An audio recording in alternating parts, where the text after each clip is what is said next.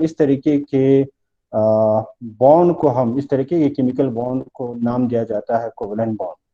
और जो बॉन्ड में आपके पास जो दो इलेक्ट्रॉन्स आते हैं उस तरीके के इलेक्ट्रॉन्स पेयर को हम नाम देते हैं shared pair of electrons are bonding electrons. तो फॉर एग्जांपल हमारे पास हाइड्रोजन मॉलिक्यूल है और उस हाइड्रोजन मॉलिक्यूल में हमारे पास दो हाइड्रोजन एटम है। तो हाइड्रोजन मॉलिक्यूल में हाइड्रोजन के बीच में हाइड्रोजन एटम्स के बीच में ये जो बॉन्ड है वो कैसे बनते हैं, ये जो बॉन्ड है वो कोवेलेंट बॉन्ड है। और कोवेलेंट बॉन्ड कैसे बनते हैं, क्योंकि हाइड्रोजन में एक इलेक्ट्रॉन्स होती है 1s ऑर्बिटल में। तो जो 1s ऑर्बिटल के जो एक इलेक्ट्रॉन है, दोनों इलेक्ट्रॉन्स दोनों एटम एक एक शेयर करते हैं। एक हाइड्रोजन अपना एक इलेक्ट्रॉन देते हैं और दूसरा हाइड्रोजन दूसरा इलेक्ट्रॉन दे देते हैं। और इन इलेक्ट्रॉन्स को हम शेयर इलेक्ट्रॉन्स कहते हैं या बॉन्डेड इलेक्ट्रॉन्स कहते हैं। और इसी इलेक्ट्रॉन्स की वजह से दो एटम एक दूसरे के साथ जुड़े रखते हैं। और इस तरीके के बॉन्ड को हम नाम दिया जाता है कोवेलेंट बॉन्ड। ओके, तो कोवेलेंट बॉन्ड जो है वो बेसिकली बनता है due to because of the sharing of electron. Similarly हमारे पास दूसरा मॉलिक्यूल है in the form of hydrogen chloride molecule. और इस हाइड्रोजन क्लोराइड मॉलिक्यूल में हमारे पास दो तरीके के एटम्स हैं, one is the hydrogen atom and second is the chlorine atom. Okay, तो हाइड्रोजन के पास एक इलेक्ट्रॉन्स होती है, क्लोरीन के पास 17 इलेक्ट्रॉन्स हैं। लेकिन सारे के सारे जो इलेक्ट्रॉन्स हैं क्लोरीन का वो बॉन्डिंग में हिस्सा नहीं लेते हैं। बॉन्डिंग में वो वाले इलेक्ट्रॉन्स इन्वॉल्व होंगे जो वैलेंस शेल में हो, जो सबसे आउटर मोस्ट शेल में जो इलेक्ट्रॉन्स हैं वो इलेक्ट्रॉन्स बॉन्डिंग में हिस्सा लेते हैं। तो हाइड्रोजन का एक इलेक्ट्रॉन शेयर किया और क्लोरीन अपना जो आउटर मोस्ट जो शेल है उस आउटर मोस्ट शेल में जो इलेक्ट्रॉन्स हैं वो इलेक्ट्रॉन शेयर किया। और यही दो हाइड्रोजन इलेक्ट्रॉन्स की वजह से हाइड्रोजन और क्लोरीन एक दूसरे के साथ जुड़े रहता है और हमारे पास हाइड्रोजन क्लोराइड मॉलिक्यूल बनते हैं। और इस तरीके के बॉन्ड को हम नाम देते हैं कोवेलेंट बॉन्ड। सिमिलरली हमारे पास हाइड्रोजन में क्लोरीन मॉलिक्यूल है। तो क्लोरीन मॉलिक्यूल में हमारे पास दो क्लोरीन एटम है, एक के पास ये वाले इलेक्ट्रॉन, दूसरा ये वाले इलेक्ट्रॉन्स हैं जो आउटर मोस्ट शेल के इलेक्ट्रॉन्स हैं। और जब क्लोरीन दो एक दूसरे के साथ क्लोज लाते हैं क्लोरीन मॉलिक्यूल बनाने के लिए, तो एक क्लोरीन एक इलेक्ट्रॉन देते हैं, दूसरा क्लोरीन दूसरा इलेक्ट्रॉन दे देते हैं। और उस वजह से ये दोनों क्लोरीन इन दो इलेक्ट्रॉन की वजह से जुड़े रहता है, इनके बीच में एक बॉन्ड बनते हैं। और इस तरीके के बॉन्ड को हम नाम देते हैं कोवेलेंट बॉन्ड। तो कोवेलेंट बॉन्ड जनरली मॉलिक्यूल्स में बनते हैं, मॉलिक्यूल्स में होता है, दो एटम के बीच में बनते हैं due to because of the sharing of electrons. दोनों एटम जो है अपनी इलेक्ट्रॉन को शेयर करते हैं और उस वजह से जो बॉन्ड बनते हैं उस बॉन्ड को कोवेलेंट बॉन्ड कहते हैं। हमारे पास जनरली दो तरीके की कोवेलेंट बॉन्ड होती है, one is the non polar covalent bond. Non polar covalent bond means वो वाली कोवेलेंट बॉन्ड जिसमें पोलरिटी नहीं है, जिसमें आयनिक की कैरेक्टर नहीं है, प्योरली कोवेलेंट हो। और प्योरली कोवेलेंट जो बॉन्ड है वो कब बनते हैं, जब आपके पास दो एटम का इलेक्ट्रोनेगेटिविटी, दोनों एटम का जो इलेक्ट्रोनेगेटिविटी है वो सेम है। फॉर एग्जांपल हमारे पास जितने भी होमोडाइन्यूक्लियर मॉलिक्यूल है, होमोडाइन्यूक्लियर मॉलिक्यूल मींस वो वाली मॉलिक्यूल जिनका दोनों एटम जो है सेम हो। जैसे हाइड्रोजन मॉलिक्यूल है हमारे पास, नाइट्रोजन मॉलिक्यूल है, ऑक्सीजन मॉलिक्यूल है हमारे पास, फ्लोरीन मॉलिक्यूल है, क्लोरीन मॉलिक्यूल है। तो ये सारे के सारे जो मॉलिक्यूल है इनमें दोनों एटम सेम है। और दोनों एटम सेम होने की वजह से इन दोनों एटम का जो इलेक्ट्रोनेगेटिविटी है वो सेम होता है। और जब इलेक्ट्रोनेगेटिविटी सेम होता है तो दोनों एटम का जो शेयर्ड इलेक्ट्रॉन्स है, ये वाली शेयर्ड इलेक्ट्रॉन जिसे आप बॉन्डेड इलेक्ट्रॉन्स भी कहते हैं, वो बॉन्डेड इलेक्ट्रॉन्स इन दोनों एटम के बीच में यूनिफॉर्मली डिस्ट्रीब्यूशन में होता है, दोनों के बीच में होती है, इक्वली डिस्ट्रीब्यूट होती है। और उस वजह से इन दोनों एटम पे कोई भी पॉजिटिव या नेगेटिव चार्ज डेवलप नहीं होती है। तो ये जो मॉलिक्यूल बनेंगे वो नॉन पोलर मॉलिक्यूल बनेंगे। ओके, और इस तरीके के नॉन पोलर मॉलिक्यूल का जो बॉन्ड है, इस तरीके के बॉन्ड को हम नाम देते हैं non polar covalent bond. Okay, and second जो बॉन्ड होती है हमारे पास कोवेलेंट बॉन्ड का वो है polar covalent bond. Polar covalent bond means आपके पास जो मॉलिक्यूल है उसमें कोवेलेंट बॉन्ड तो है, लेकिन साथ साथ मॉलिक्यूल में एक आयनिक के करेक्टर आते हैं, उसमें पॉजिटिव एंड नेगेटिव चार्ज भी डेवलप हो जाती है। तो उस तरीके के कोवेलेंट बॉन्ड को नाम दिया जाता है polar covalent bond. For example हमारे पास कुछ ऐसे मॉलिक्यूल है जिन मॉलिक्यूल के दोनों एटम की इलेक्ट्रोनेगेटिविटी जो है वो डिफरेंट है। For example hydrogen fluoride molecule है, हाइड्रोजन क्लोराइड है, हाइड्रोजन ब्रोमाइड है, कार्बन डाइऑक्साइड है, वाटर है।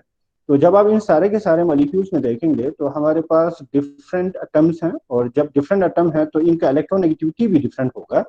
ओके। और जब इलेक्ट्रोनेगेटिविटी डिफरेंट होंगे तो जब ये कोवलेंट बॉन्ड बनते हैं तो ये एटम अपना इलेक्ट्रॉन दे देता है, दूसरा एटम भी अपनी इलेक्ट्रॉन दे देते हैं। लेकिन जो बॉन्डेड इलेक्ट्रॉन्स हैं वो अ,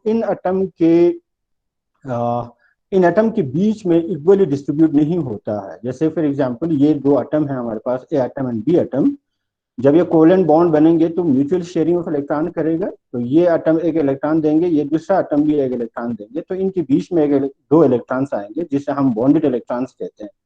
तो शेयरिंग ऑफ इलेक्ट्रॉन जो हुआ है उस शेयरिंग ऑफ इलेक्ट्रॉन की वजह से कोवलेंट बॉन्ड तो बनेगा, लेकिन इलेक्ट्रोनेगेटिविटी इन एटम का डिफरेंट होने की वजह से जो ये बॉन्डेड इलेक्ट्रॉन्स हैं वो bonded electrons more electronegative atom के नजदीक ज्यादा रहेगा, और उस वजह से इस मोर इलेक्ट्रोनेगेटिव एटम पे एक पार्शियल नेगेटिव चार्ज डेवलप होती है, और जो लेस इलेक्ट्रोनेगेटिव एटम है जैसे ए है हमारे पास, उस पे एक पार्शियल पॉजिटिव चार्ज डेवलप होती है।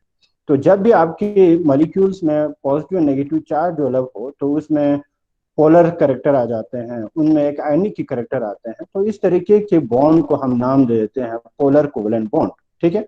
तो पोलर कोवलेंट बॉन्ड मीन्स वो वाले कोवलेंट बॉन्ड जिसमें म्यूचुअल शेयरिंग ऑफ इलेक्ट्रॉन्स तो होता है, लेकिन इलेक्ट्रोनेगेटिविटी डिफरेंट होने की वजह से एटम का, उस वजह से जो बॉन्डेड इलेक्ट्रॉन्स हैं, जो शेयर्ड इलेक्ट्रॉन्स हैं, वो एक एटम के नजदीक ज्यादा होती है, और उस वजह से पार्शियल नेगेटिव चार्ज डेवलप होती है उस एटम पे, हाई इलेक्ट्रोनेगेटिव एटम पे, और लेस इलेक्ट्रोनेगेटिव एटम पे पार्शियल पॉजिटिव चार्ज डेवलप होती है, और उस वजह से जो मॉलिक्यूल बनेंगे वो मॉलिक्यूल एक पोलर मॉलिक्यूल बनेंगे, और इस तरीके के बॉन्ड को हम नाम दे देते हैं पोलर कोवलेंट बॉन्ड। तो फॉर एग्जांपल जब आप इस ग्राफ में देखेंगे तो हमारे पास हैं ये वाले एक मॉलिक्यूल हैं जिसमें आपके जो इलेक्ट्रॉन्स हैं, शेयर इलेक्ट्रॉन, वो इक्वली डिस्ट्रीब्यूट हैं दोनों एटम पे, और उस वजह से कोई भी पॉजिटिव और नेगेटिव चार्ज डेवलप नहीं होगा, और ये वाली जो मॉलिक्यूल है वो नॉन पोलर मॉलिक्यूल बनेंगे, और इस तरीके के बॉन्ड को हम नॉन पोलर कोवलेंट बॉन्ड कहेंगे। ओके।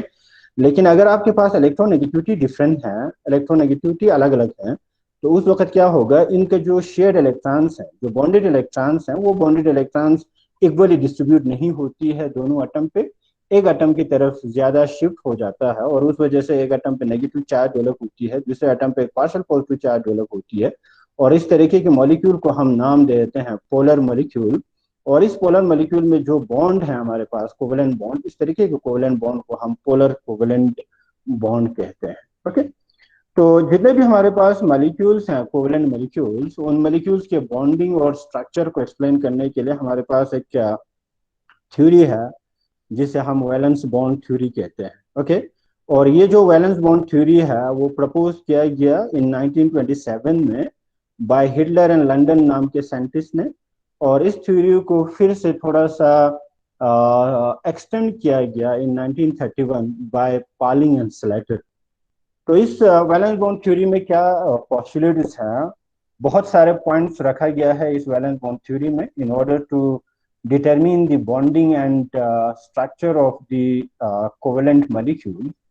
फर्स्ट जो पॉस्टुलेट है वैलेंस बॉन्ड थ्योरी में वो क्या कहता है, कोवेलेंट बॉन्ड जो है, covalent bonds are formed by the overlapping of half filled valence orbitals of two atom. Okay. तो वैलेंस बॉन्ड थ्योरी में क्या कह रहा है, जितने भी हमारे पास कोवेलेंट बॉन्ड बनते हैं इन दी कोवेलेंट मॉलिक्यूल, वो कोवेलेंट बॉन्ड बना है due to overlapping of half filled valence orbitals of two atom. तो दो एटम का जो ऑर्बिटल्स हैं वो ऑर्बिटल्स ओवरलैप होती है, और उस ओवरलैपिंग की वजह से कोवेलेंट बॉन्ड बनते हैं।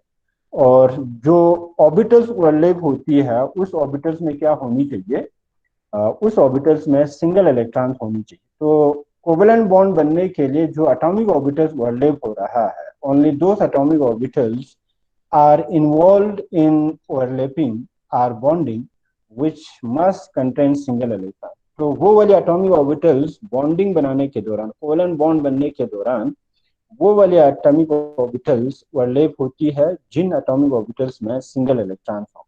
अगर आपके पास फिल्ड इलेक्ट्रॉन्स हैं, अगर आपके पास ऐसे ऑर्बिटल्स हैं जिनमें दो इलेक्ट्रॉन्स हो, तो वो एटॉमिक ऑर्बिटल ओवरलैप नहीं करते हैं। सिर्फ और सिर्फ आउटर मोस्ट शेल के वो वाले ऑर्बिटल्स, जिस ऑर्बिटल्स में सिंगल इलेक्ट्रॉन्स हो, तो वही ऑर्बिटल्स ही बॉन्डिंग में हिस्सा लेते हैं, वही ऑर्बिटल एक दूसरे के साथ ओवरलैप करते हैं, और इस एटॉमिक ऑर्बिटल्स के ओवरलैपिंग की वजह से दो एटम के बीच में कोवेलेंट बॉन्ड बनते हैं। And third postulate is the electron density in the area between the two bonding atom. जब आपका दो एटम, ये भी इलेक्ट्रॉन देंगे, ये भी इलेक्ट्रॉन देंगे, और ये जो दोनों इलेक्ट्रॉन्स हैं वो एक एटॉमिक ऑर्बिटल्स में होगा, ठीक है। तो जो एटॉमिक ऑर्बिटल्स हैं जिसमें सिंगल इलेक्ट्रॉन्स हैं वो एक दूसरे के साथ ओवरलैप करेंगे, और उस वजह से दोनों एटम के जो बीच हैं, बीच जो एरिया है उसमें इलेक्ट्रॉन की डेंसिटी इंक्रीज होती है, और उसी इलेक्ट्रॉन्स की वजह से दोनों एटम एक दूसरे को अट्रैक्ट करते हैं, दोनों एटम एक दूसरे को बाइंड करके रखते हैं, जिसकी वजह से आपका जो मॉलिक्यूल है वो स्टेबल होती है। ओके, तो इलेक्ट्रॉन की जो डेंसिटी है दोनों एटम के बीच में इंक्रीज हो जाती है, which increase the stability of the atom. Atom की स्टेबिलिटी को इंक्रीज करते हैं। कैसे करते हैं?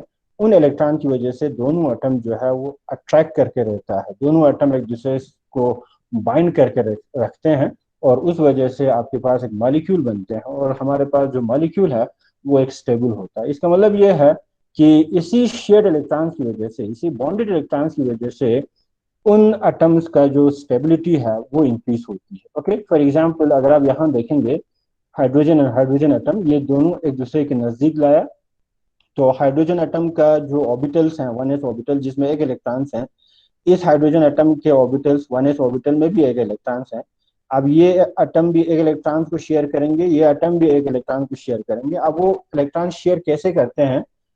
दोनों हाइड्रोजन एटम के ऑर्बिटल्स एक दूसरे के साथ ओवरलैप करती है, तो ये वाला हमारे पास ओवरलैपिंग एरिया है, ये वाला, और इस ओवरलैपिंग एरिया में इन दोनों एटम का इलेक्ट्रॉन्स आ जाएंगे, तो हमारे पास दो इलेक्ट्रॉन्स आ गए। इसका मतलब ये है इस ओवरलैपिंग एरिया में दो एटम के इस एरिया में इलेक्ट्रॉन की डेंसिटी इंक्रीज हुआ, और इस इलेक्ट्रॉन की डेंसिटी की वजह से दोनों एटम के बीच में एक अट्रैक्टिव फोर्स डेवलप होती है, और उसी अट्रैक्टिव फोर्स की वजह से दोनों एटम एक दूसरे के साथ जुड़े रखते हैं, leading to formation of hydrogen molecule, ठीक है। और इसी अट्रैक्शन को हम नाम देते हैं कोवेलेंट बॉन्ड। तो कोवेलेंट बॉन्ड ऐसे बनते हैं। सेम उसी तरह हमारे पास फ्लोरीन मॉलिक्यूल है, तो फ्लोरीन मॉलिक्यूल बना होगा due to the combination of two fluorine atom, दो फ्लोरीन एटम एक दूसरे के साथ कंबाइन हुआ होगा। और कैसे कंबाइन हुआ होगा? फ्लोरीन एटम के टू पी ऑर्बिटल्स, वो वाली पी ऑर्बिटल जिसमें सिंगल इलेक्ट्रॉन्स है, ठीक है। तो फ्लोरीन के वन एस ऑर्बिटल ओवरलैप नहीं करता है, टू पी ऑर्बिटल ओवरलैप नहीं करता है। क्यों नहीं करता है? क्योंकि वन एस ऑर्बिटल में कंप्लीटली फिलिट है, टू पी ऑर्बिटल्स भी, टू एस ऑर्बिटल भी कंप्लीटली फिलिट है। तो वैलेंस बॉन्ड थ्योरी के हिसाब से सिर्फ वही ऑर्बिटल्स ही बॉन्डिंग में हिस्सा लेंगे, वही एटॉमिक ऑर्बिटल्स ही ओवरलैप करेंगे जिसमें सिंगल इलेक्ट्रॉन्स। तो हमारे पास फ्लोरीन में टू पी जेड में एक इलेक्ट्रॉन्स होती है, सिंगल इलेक्ट्रॉन्स होती है, और वही टू पी जेड वाला ऑर्बिटल एक दूसरे के साथ ओवरलैप करता है। ओके, और इस ओवरलैपिंग में हमारे पास ये फ्लोरीन एटम का भी इलेक्ट्रॉन्स आएंगे, और ये वाली फ्लोरीन का भी एटम का इलेक्ट्रॉन्स आएंगे। तो इस एरिया में इलेक्ट्रॉन्स की डेंसिटी इंक्रीज हुआ, और इसी इलेक्ट्रॉन्स की वजह से दोनों एटम एक दूसरे के साथ अट्रैक्ट करेंगे, दोनों एटम एक दूसरे के साथ बाइंड रहेंगे, और इस तरीके के बॉन्ड को हम नाम देंगे एज ए कोवेलेंट बॉन्ड, ठीक है। And fourth postulate of the valence bond theory is the strength of the covalent bond increases with the extent of overlapping of atomic orbitals. Okay, तो जितना हमारे पास कोवेलेंट बॉन्ड की जो strength है वो depend करते हैं एटॉमिक ऑर्बिटल कितना किस हद तक एटॉमिक ऑर्बिटल ओवरलैप होती है। Extent of overlapping means atomic orbital की ओवरलैपिंग क्या होती है। जितना आपका एटॉमिक ऑर्बिटल ज्यादा ओवरलैप होती हो, उतनी ही जो जो जो केमिकल बॉन्ड बनेंगे उन एटम के बीच में, या उतनी ही जो कोवेलेंट बॉन्ड बनेंगे वो कोवेलेंट बॉन्ड बहुत स्ट्रॉन्गर बॉन्ड होती है। तो greater the overlapping of the atomic orbitals, stronger the covalent bond. जितना हमारे पास ओवरलैपिंग ज्यादा होती है एटॉमिक ऑर्बिटल्स में, उतनी ही आपके जो बॉन्ड है, उतनी ही जो कोवेलेंट बॉन्ड है उन एटम के बीच में, वो एक स्ट्रॉन्गर बॉन्ड बनते हैं। ओके, एंड फिफ्थ जो वैलेंस बॉन्ड थ्योरी का पोस्टुलेट है वो है due to directional nature of atomic orbitals except s orbital. हमारे पास डिफरेंट टाइप के ऑर्बिटल्स हैं, एस ऑर्बिटल्स हैं, पी ऑर्बिटल्स हैं, डी ऑर्बिटल्स हैं, एफ ऑर्बिटल्स हैं। एस ऑर्बिटल हमारे पास स्फेरिकल होता है, इसीलिए एस ऑर्बिटल का एक डायरेक्शन नहीं होती है। लेकिन अगर आप पी ऑर्बिटल, डी ऑर्बिटल्स और एफ ऑर्बिटल्स को देखेंगे तो न्यूक्लियस के सराउंडिंग में हर जगह पे इलेक्ट्रॉन की डेंसिटी सेम नहीं होता है। कुछ डायरेक्शन में इलेक्ट्रॉन की डेंसिटी जो है वो ज्यादा होती है, इसीलिए पी ऑर्बिटल के जो शेप है वो डम्बल शेप है, डी ऑर्बिटल का हमारे पास डबल डम्बल शेप। ओके, तो डायरेक्शनल नेचर होने की वजह से एटॉमिक ऑर्बिटल सिर्फ एस ऑर्बिटल को छोड़ के बाकी हमारे पास पी ऑर्बिटल्स हैं, डी ऑर्बिटल्स हैं, अगर वो वाले ऑर्बिटल बॉन्डिंग में हिस्सा लेते हैं, अगर वो ऑर्बिटल पी ऑर्बिटल या डी ऑर्बिटल या एफ ऑर्बिटल बॉन्डिंग में हिस्सा लेते हैं, तो उन ऑर्बिटल्स की डायरेक्शनल नेचर होने की वजह से जो आपके जो मॉलिक्यूल बनेंगे वो मॉलिक्यूल का एक पर्टिकुलर ज्योमेट्री होगा, क्योंकि जो ओवरलैपिंग होंगे वो ओवरलैपिंग एक डायरेक्शन में ओवरलैपिंग होंगे। फॉर एग्जांपल अगर आपके पास एटॉमिक ऑर्बिटल जो है वो एक्स डायरेक्शन में हो, तो सिर्फ और सिर्फ ओवरलैपिंग एक्स डायरेक्शन में ही होगा, और जो बॉन्ड बनेंगे वो एक्स डायरेक्शन में ही बॉन्ड बनेंगे, और उस वजह से आपके जो मॉलिक्यूल बनेंगे उस मॉलिक्यूल का एक पर्टिकुलर ज्योमेट्री होता है। तो ज्योमेट्री ऑफ द मॉलिक्यूल जो है वो डिपेंड करते हैं on the direction of the orbitals, on the direction of the overlapping, orbitals की डायरेक्शन या ओवरलैपिंग की डायरेक्शन पे डिपेंड करते हैं, और उस वजह से हमारे पास मॉलिक्यूल का डिफरेंट ज्योमेट्रीज बनते हैं। ओके, एंड सिक्स जो पॉस्टुलेट है वैलेंस बॉन्ड थ्योरी में वो है overlapping of atomic orbital takes place by two ways, दो तरीके से एटॉमिक ऑर्बिटल्स ओवरलैप होती है। One is the head on overlap. Head on overlap means आपके जो एटॉमिक ऑर्बिटल्स हैं वो हेड टू हेड है। फॉर एग्जांपल ये आपके पास एक एटॉमिक ऑर्बिटल्स है, ये दूसरा एटॉमिक ऑर्बिटल्स है, ये एक दूसरे के साथ हेड ऑन ओवरलैप करते हैं, इस तरीके की ओवरलैपिंग करते हो, तो इस तरीके की ओवरलैपिंग को हम नाम दे देते हैं हेड टू हेड ओवरलैप और head on overlap. Okay, and second जो ओवरलैपिंग है हमारे पास वो है sideways overlap. Sideways overlap means अगर आपके पास जो एटॉमिक ऑर्बिटल्स हैं वो पैरेलल ओरिएंटेशन में हो, इस तरीके से हो, तो ये जब ओवरलैप करेंगे तो वो साइड टू साइड ओवरलैप करेंगे, और इस तरीके की ओवरलैपिंग को हम नाम दे देते हैं sideways overlap. Okay, for example हमारे पास हैं ये दो orbitals, 1s and 1s orbital. अब ये स्फेरिकल है, तो एक ही ओवरलैपिंग एक ही डायरेक्शन में वो ओवरलैप करेंगे, ठीक है, हेड ऑन ओवरलैप ही होगा।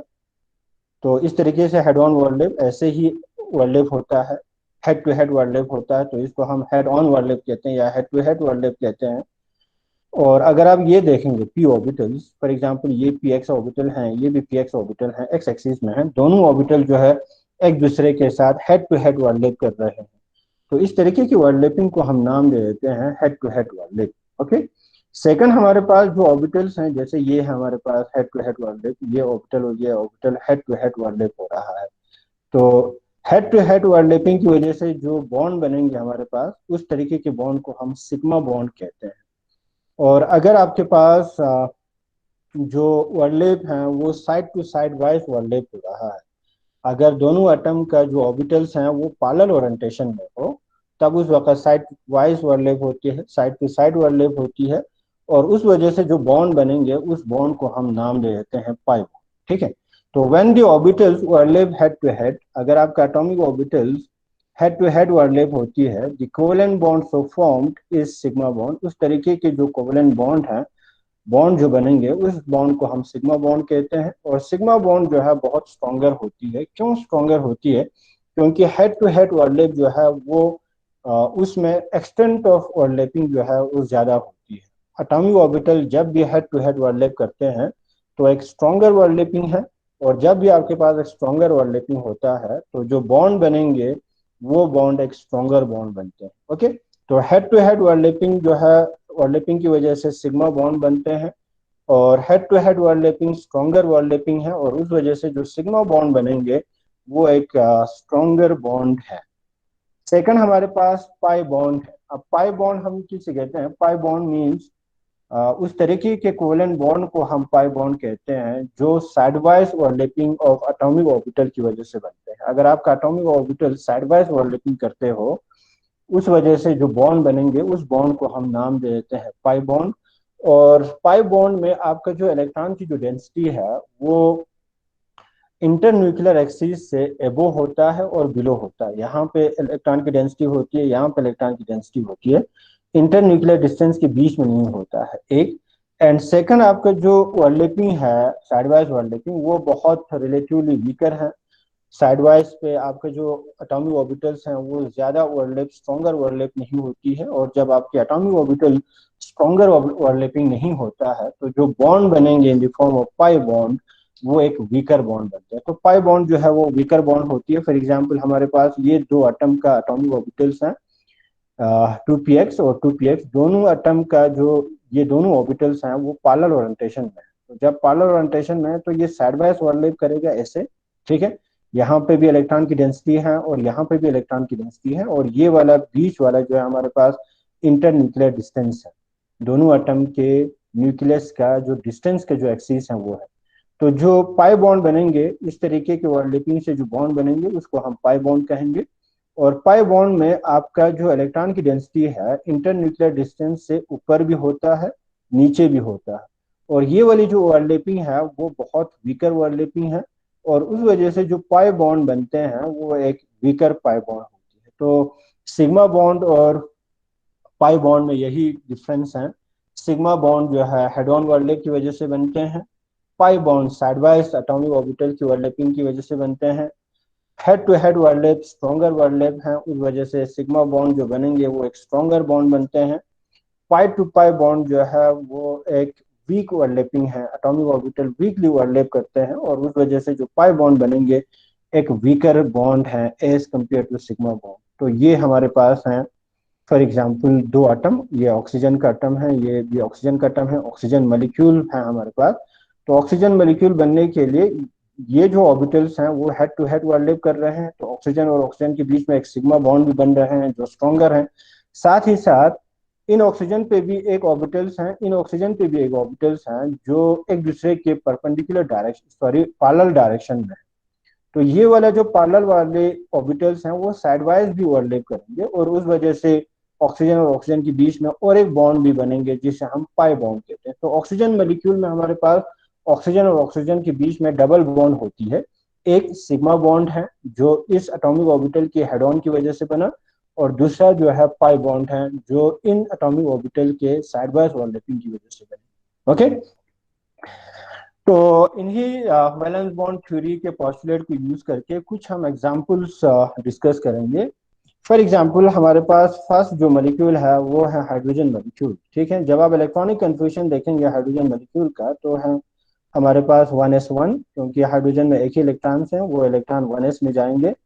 और ओके, और ये एक हाइड्रोजन, ये दूसरा हाइड्रोजन, हाइड्रोजन मॉलिक्यूल बनने के लिए, तो इस हाइड्रोजन का 1s ऑर्बिटल और इस हाइड्रोजन का 1s orbital head on overlap करेंगे, क्योंकि s ऑर्बिटल स्फेरिकल होता है, इसीलिए s ऑर्बिटल जब भी ओवरलैप करते हैं तो हेड ऑन ओवरलैप ही करते हैं। ओके, तो हेड ऑन ओवरलैप कर लेते हैं दोनों एटम के 1s ऑर्बिटल, और उस वजह से इनके बीच में इंटरन्यूक्लियर डिस्टेंस में इलेक्ट्रॉन की डेंसिटी इंक्रीज हो जाती है। दो इलेक्ट्रॉन्स आ गया इंटरन्यूक्लियर डिस्टेंस में, और इसी इलेक्ट्रॉन की वजह से दोनों एटम एक दूसरे के साथ जुड़े रहते हैं, और इस हाइड्रोजन और इस हाइड्रोजन के बीच में एक कोवेलेंट बॉन्ड बनते हैं। ओके, सिमिलरली अगर आप क्लोरीन मॉलिक्यूल को देखेंगे तो क्लोरीन मॉलिक्यूल का इलेक्ट्रॉनिक कन्फिगरेशन जो है वो है हमारे पास नियॉन 10 हो गया, फिर इसके बाद 3s2, 3px2 and 3py2 and 3pz1। हमारे पास क्लोरीन का एटॉमिक नंबर 17, तो नंबर ऑफ इलेक्ट्रॉन 17 हुआ। नियॉन तक 10 हुआ, 10 तक 11, 12, 13, 14, 15, 16 एंड 17। और जब आप यहाँ देखेंगे तो 3pz वाले ऑर्बिटल्स में सिंगल इलेक्ट्रॉन्स है। अब हमारे पास 3s ऑर्बिटल भी ओवरलैपिंग में हिस्सा नहीं लेंगे, 3px भी बॉन्डिंग में हिस्सा नहीं लेती है, 3py भी बॉन्डिंग में हिस्सा नहीं लेता है, क्योंकि वैलेंस बॉन्ड थ्योरी के हिसाब से सिर्फ और सिर्फ वो वाली एटॉमिक ऑर्बिटल ही ओवरलैप करेगा जिसमें सिंगल इलेक्ट्रॉन। तो क्लोरीन का 2pz वाला एटॉमिक ऑर्बिटल दूसरे क्लोरीन के 2pz वाले एटॉमिक ऑर्बिटल के साथ हेड ऑन ओवरलैप करते हैं ऐसे। ओके, तो हेड ऑन ओवरलैप किया, और इस वजह से क्लोरीन और क्लोरीन के जो इंटरन्यूक्लियर डिस्टेंस के जो एक्सिस हैं उनमें इलेक्ट्रॉन की डेंसिटी इंक्रीज हुआ, और ये जो हेड ऑन ओवरलैप है वो स्ट्रॉन्गर ओवरलैपिंग है, और उस वजह से क्लोरीन और क्लोरीन के बीच में हमें एक सिग्मा बॉन्ड बनेंगे, एक स्ट्रॉन्गर सिग्मा बॉन्ड बनेंगे। और जब आपका बॉन्ड स्ट्रॉन्गर हो तो ये जो मॉलिक्यूल बनेंगे वो मॉलिक्यूल भी एक स्टेबल मॉलिक्यूल बनेंगे। ओके, एंड सेकंड हमारे पास है हाइड्रोजन क्लोराइड मॉलिक्यूल। तो हाइड्रोजन क्लोराइड मॉलिक्यूल में हमारे पास दो एटम है, दो डिफरेंट एटम है, one is the hydrogen and second is the chlorine. Hydrogen का इलेक्ट्रॉनिक कन्फ्यूजन देखेंगे तो 1s1 है, तो ये एक एटॉमिक ऑर्बिटल है हाइड्रोजन का जिसमें सिंगल इलेक्ट्रॉन्स है, और यही हाइड्रोजन के एटॉमिक ऑर्बिटल्स बॉन्डिंग में हिस्सा लेंगे और ओवरलैपिंग में हिस्सा लेंगे। ओके, और जब आप क्लोरीन का इलेक्ट्रॉनिक कन्फ्यूजन देखेंगे तो हमारे पास neon and 3s2 3px2 3py2 and 3pz1, ये है कन्फिग्रेशन। लेकिन इन सारे के सारे एटॉमिक ऑर्बिटल में से सिर्फ और सिर्फ 3pz वाले एटॉमिक ऑर्बिटल ही ओवरलैपिंग में हिस्सा लेंगे, बॉन्डिंग में हिस्सा लेंगे, क्योंकि इसमें सिंगल इलेक्ट्रॉन्स है। ओके, तो हाइड्रोजन का 1s सिफेरिकल है हमारे पास जिसमें एक इलेक्ट्रॉन है, और क्लोरीन का जो p ऑर्बिटल्स हैं वो डम्बल शेप होती है pz ऑर्बिटल जिसमें ये वाली सिंगल इलेक्ट्रॉन्स हैं। तो 2pz क्लोरीन का ओवरलैप करते हैं with the 1s atomic orbital of hydrogen. Okay, ऐसे ओवरलैप हुआ और इनके बीच में दो इलेक्ट्रॉन्स आ गए। लेकिन ये जो दोनों इलेक्ट्रॉन्स हैं वो किसकी तरफ थोड़ा सा शिफ्ट होगा, क्लोरीन की तरफ शिफ्ट होंगे, क्योंकि क्लोरीन की इलेक्ट्रोनेगेटिविटी ज्यादा है। तो इन ओवरलैपिंग की वजह से, इन हेड ऑन ओवरलैपिंग की वजह से हाइड्रोजन और क्लोरीन के बीच में ये दो इलेक्ट्रॉन्स आ गए, और इसी दो इलेक्ट्रॉन्स की वजह से हाइड्रोजन और क्लोरीन एक दूसरे के साथ बाइंड रहता है, हाइड्रोजन क्लोराइड मॉलिक्यूल बनते हैं। ओके, एंड नेक्स्ट हमारे पास molecule in the form of oxygen molecule. तो ऑक्सीजन मॉलिक्यूल में हमारे पास दो ऑक्सीजन एटम है, दोनों ऑक्सीजन एटम का इलेक्ट्रॉनिक कन्फ्यूजन ऐसे हो, क्योंकि ऑक्सीजन में 8 इलेक्ट्रॉन्स होता है, तो हीलियम 2 इलेक्ट्रॉन्स हुआ, फिर इसके बाद 2s2, यहाँ आएगा हीलियम पे 1s2, 2s2 and 2px2 and 2py1 and 2pz1। तो जब आप ऑक्सीजन एटम के इलेक्ट्रॉनिक कन्फ्यूजन को देखेंगे तो हमारे पास आउटरमोस्ट शेल जो है वो 2 वाला है, 2s भी आउटरमोस्ट शेल है, 2p भी आउटरमोस्ट शेल है। लेकिन जो 2s वाला एटॉमिक ऑर्बिटल है वो कम्प्लीटली फ्लिट है, इसलिए बॉन्डिंग में हिस्सा नहीं लेंगे। 2px वाला भी कम्प्लीटली फ्लिट है, वो भी बॉन्डिंग में हिस्सा नहीं लेंगे। अब हमारे पास दो एटॉमिक ऑर्बिटल्स हैं p का इन the form of 2py and 2pz जिसमें सिंगल सिंगल इलेक्ट्रॉन्स हैं। ओके, और यही एटॉमिक ऑर्बिटल एक दूसरे के साथ परपेंडिकुलर ओरिएंटेशन में होती है। जैसे फॉर एग्जांपल आपके 2p ऑर्बिटल इस डायरेक्शन में हो तो 2py ऑर्बिटल जो है ऐसे डायरेक्शन में हो, तो एक ऑर्बिटल इस डायरेक्शन में, दूसरा ऑर्बिटल ऐसे डायरेक्शन में, यहाँ पे भी दूसरे एटम पे भी इस तरीके से होंगे। ओके, ऐसे होंगे। फॉर एग्जांपल ये एक ऑक्सीजन एटम है, ये दूसरा ऑक्सीजन एटम। अब इस ऑक्सीजन में दो एटॉमिक ऑर्बिटल हैं जिसमें सिंगल इलेक्ट्रॉन्स हैं, एक 2py एंड 2pz। लेकिन 2py एंड 2pz जो है वो परपेंडिकुलर होता है एक दूसरे का, यहाँ पे भी परपेंडिकुलर होगा। अब जब ये दोनों एटम एक दूसरे के नजदीक आएंगे तो 2py और 2py एक दूसरे के साथ हेड ऑन ओवरलैप करेगा। देखो यहाँ पे हेड ऑन ओवरलैप हुआ, और हेड ऑन ओवरलैप की वजह से ऑक्सीजन और ऑक्सीजन के बीच में एक सिग्मा बॉन्ड बनेगा। ओके, और दूसरा जो p ऑर्बिटल है वो एक दूसरे के साथ इस वाले pz और pz को देखेंगे दोनों ऑक्सीजन एटम का, तो ये पैरेलल ओरिएंटेशन में है, इसीलिए ये साइडवाइज ओवरलैप करेंगे, और इसी साइडवाइज ओवरलैप की वजह से ऑक्सीजन और ऑक्सीजन के बीच में और एक बॉन्ड भी बनेंगे जिस बॉन्ड को हम नाम देंगे पाई बॉन्ड। तो ऑक्सीजन मॉलिक्यूल में हमारे पास ऑक्सीजन और ऑक्सीजन एटम के बीच में डबल बॉन्ड होती है, एक सिग्मा बॉन्ड और दूसरा पाई बॉन्ड, क्योंकि दोनों ऑक्सीजन एटम में हमारे पास दो एटॉमिक ऑर्बिटल्स हैं जिसमें सिंगल इलेक्ट्रॉन्स हैं। तो इन्हीं दो एटॉमिक ऑर्बिटल जिसमें सिंगल सिंगल इलेक्ट्रॉन्स होने की वजह से हमारे पास दो तरीके के डिफरेंट ऑर्बिटल्स की ओवरलैपिंग हो रहा है। एक हेड ऑन ओवरलैप कर रहे हैं और उस वजह से सिग्मा बॉन्ड बन रहे हैं, ये सिग्मा बॉन्ड है, और दूसरा जो एटॉमिक ऑर्बिटल्स हैं वो साइडवाइज ओवरलैप कर रहे हैं और उस वजह से पाई बॉन्ड बन रहे हैं। तो हमारे पास ऑक्सीजन और ऑक्सीजन के बीच में डबल बॉन्ड बनते हैं।